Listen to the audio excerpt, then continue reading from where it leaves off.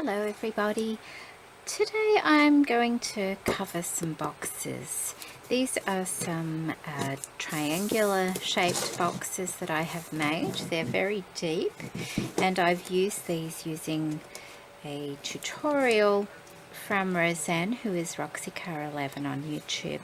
I didn't follow her instructions exactly. I made mine a little bit different. Mine are actually hinged, so the lid is joined to the box. It doesn't actually come off, and these boxes are actually for my beautiful Christmas banners. I did a challenge a few years ago, and my banners that I ended up keeping have always been in a large box, and I saw Roseanne had made a triangular box a few years ago, and I always had it in my mind that I wanted to do that for these banners, and I've just got around to it.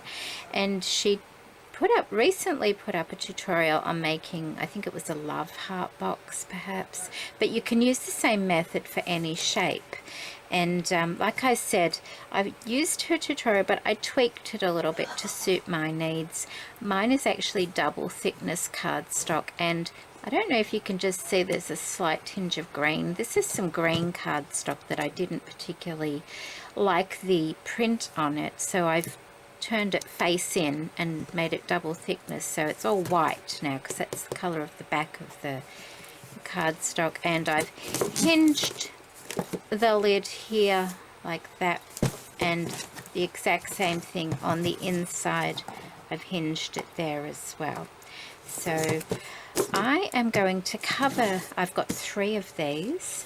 I'm going to cover them with the beautiful laces and trims that were from Nery, who is DC Scrap and Rooster. And as you can see, I've tea-dyed a lot of my laces that she sent me, and the trims as well.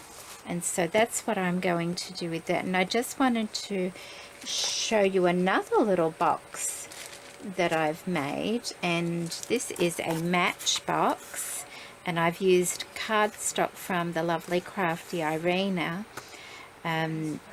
She sent me that quite some time ago, and I've put the pattern on the inside because I wanted the outside plain, and I'll put a link to the tutorial I used for this Matchbox in the description box below, along with Roseanne's. What I did different to mine was the front face here, where I've punched a little hole because I'm going to be putting one of these, and I think this is actually a Kaiser Craft one, a little knob on the front there, and that is 3 thicknesses. It has the actual box, and then it has 3 extra pieces of cardstock glued onto it. The other end has 2 extra pieces. On the top I've put 2 extra pieces of cardstock to make it sturdy, and on the bottom 1 extra piece, so it won't sink in. And the reason I've made these particular boxes are because I was watching Shabby Monique Braconte. I think that's what your channel name is, Monique. Sorry if I got that wrong. She made some tiny little sewing machines and had them on these Matchboxes. So I have also made some tiny little sewing machines as well. I've got a couple over there, and I'm going to be doing the same thing. And these little sewing machines are, what are they? These little sewing machines are actually, where's the other one?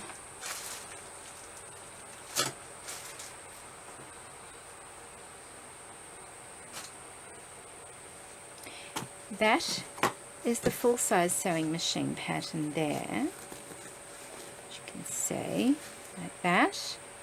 Okay, that is the half-size pattern sewing machine there, and this is the quarter-size pattern. I think it's adorable, so thank you so much for that, Monique. I never kind of even thought to go smaller than the half-size, but there you go. That is the quarter-size, so you've got a whole family of sewing machines there. And these little sewing machines will go on top of the little Matchbox perfectly. I did want to mention, because when people make the sewing machines, sometimes they tilt forward a little bit like that when they're gluing them on, and they get a bit stuck on what to do. Now, in my tutorial, I did say to pull that back part right back, and it will make it stand up. If you find that difficult, all you have to do is put glue on the back part, glue that down, and if the front's sticking up a bit like that, just put something under it to balance it, you know, some wadding or some flowers or a pearl or some paper or anything you like, to get that part straight there, because usually you're decorating around here anyway, and so you can cover up anything you put over the top of it. So I just wanted to mention that. Anyway, so I'm going to go ahead and I'm going to decorate these boxes, and like I said, I have 3 of them and they stack, but I don't want the top of them too decorated because I need to be able to put another one on top of it. It can be slightly skew so I can, you know, I can have bits if I want, but I'm trying to keep it as flat as possible. Okay, so I'll see you shortly. Okay, so I'm still picking bits of glue off my fingers, but they're finished. My boxes are finished. This is the first box I made, and let's just, okay, that's as high as I'm getting it.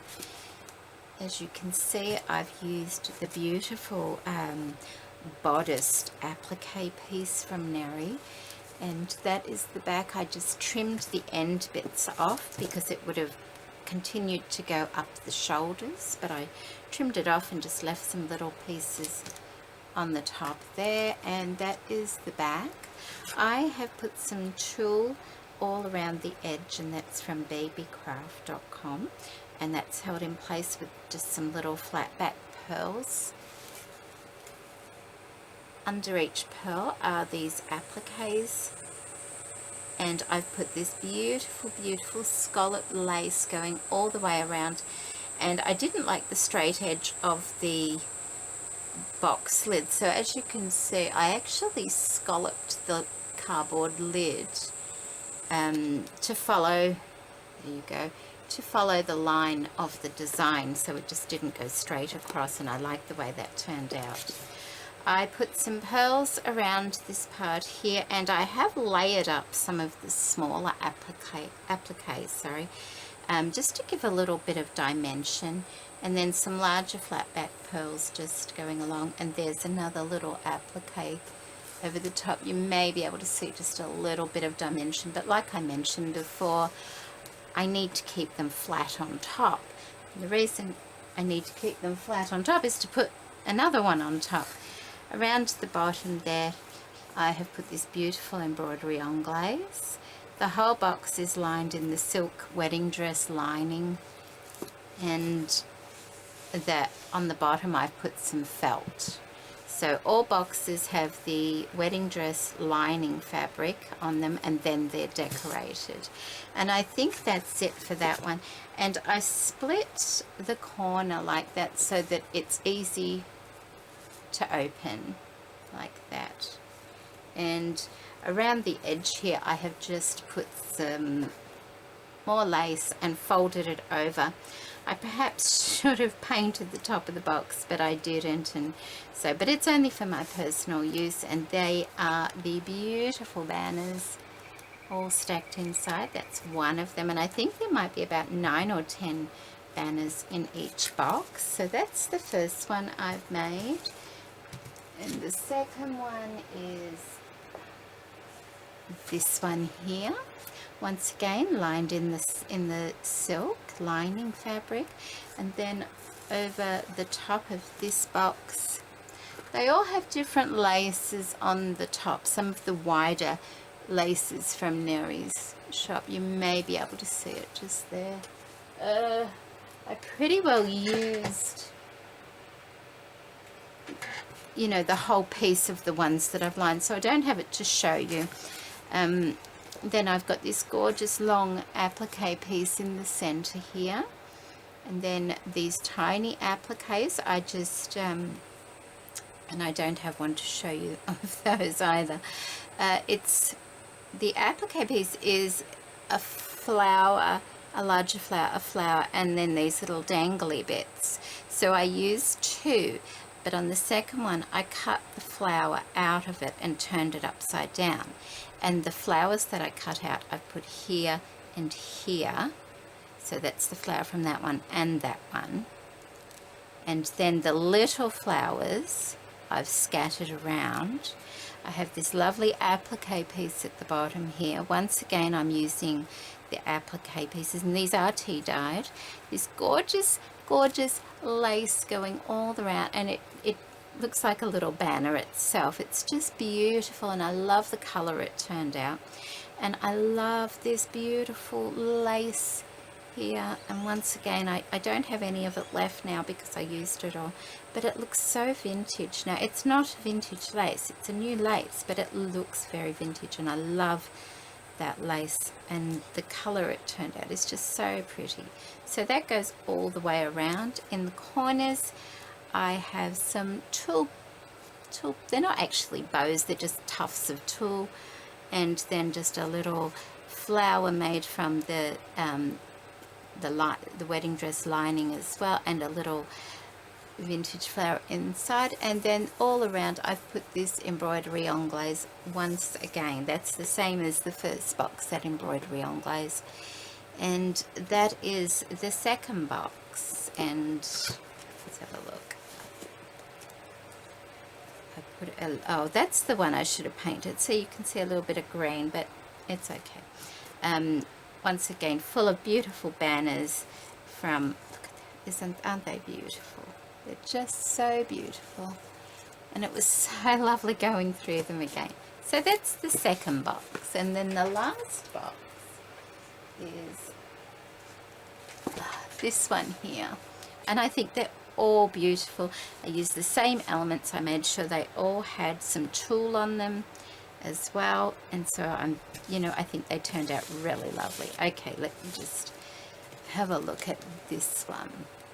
So this one I put another bodice applique piece, and I did not cut that. Did I cut it? No, I did not cut this one at all, I don't think. And I just lined it up, and it comes all the way from the side here, and it comes around and down the center and back up and down on that side as well. And then I've cut this piece. Oh, I do have that left to show you. I can show you that. It's a beautiful, beautiful piece. Where is it?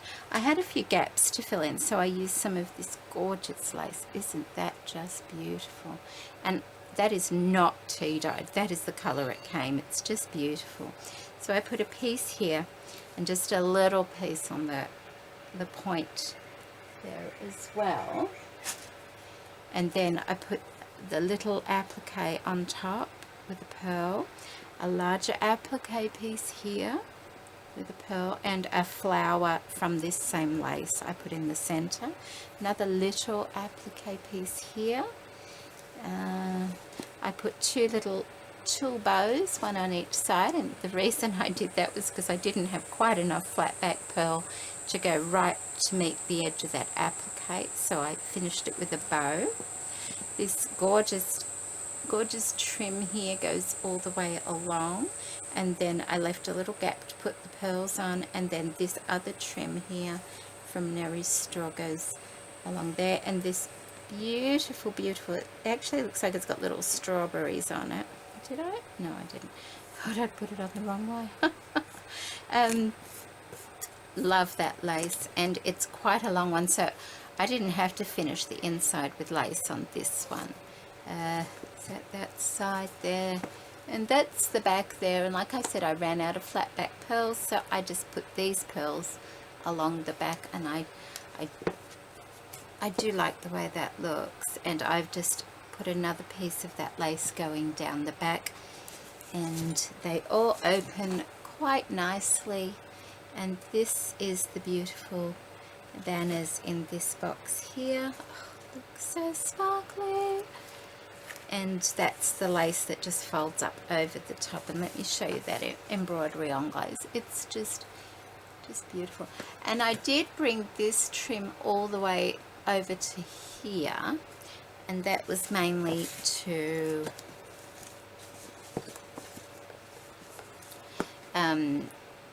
marry it up with this one here. See how you can just see it hanging down there, and it marries it up with that part there. So they are my, oh, I wish they fit in. I really do, but I can't get it up any higher. I'm so sorry about that. These are the lovely, maybe I'll hold the camera in a minute and just take a picture. Lovely banner boxes that I made using the beautiful laces and trims from Nery's store. Thank you so much, Nery. I will be making another project with them all also. I mean, she didn't ask me to do that. I just think they're such lovely, lovely laces. I want to make special things, and now my banners have special boxes, and every year when I take them out, I will get to enjoy them, and you know, they deserve to have a special box. So I hope you've enjoyed seeing them, and I will put Nery's link in the description box below to her store and to her YouTube channel, because she has lots of sales. I've seen some ladies opening some gorgeous boxes of lace lately, so hopefully if you're interested you will catch one of those when she puts them up on her channel. So take care now. Bye bye.